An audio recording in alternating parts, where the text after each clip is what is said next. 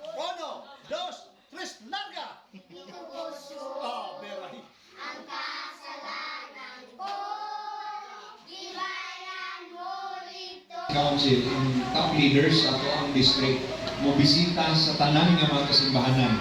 Ang rason aron dili lang si supervisor o kanyang asawa ang makaabot sa simbahan kundi ang tanan nato ng mga leaders no maka mga pastor na nag-ihok, no? Nag-facilitate, no? Nag-hasip, no? Sa pagsa-pagsa. Dili, mamut ang simbahan, sirado pa. Simbahan, itaw. Salamat kayo. O, ito sa ito ni supervisor, kasagit, no? Sa iyahaning kakangawag.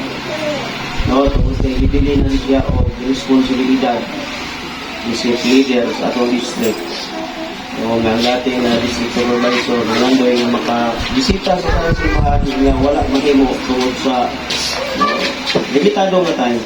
So, through sa iyang leadership, no, ang mubo ng panahon dili kaso dili makabisita tungkol kay kung gusto mo maraming paraan. So, salamat sa ay iyang no sa iyang leadership na sukat-sukat no kalipag yun nga panahon ito. Sa district pero wala makaplano ang sama ni ini. So salamat kayo ani Pastor.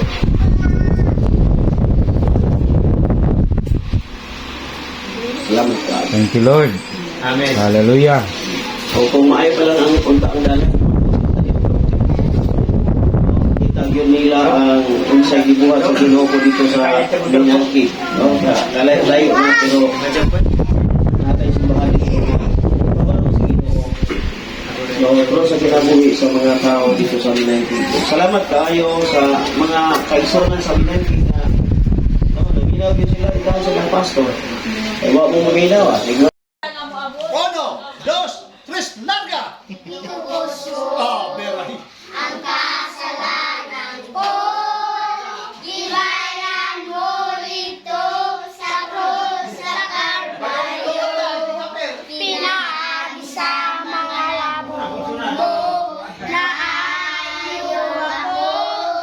Tungkol sa sandigugma mo, nalipay ako.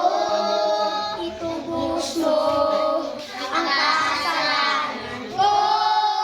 Gibayan mo rito sa krus sa Kalbaryo.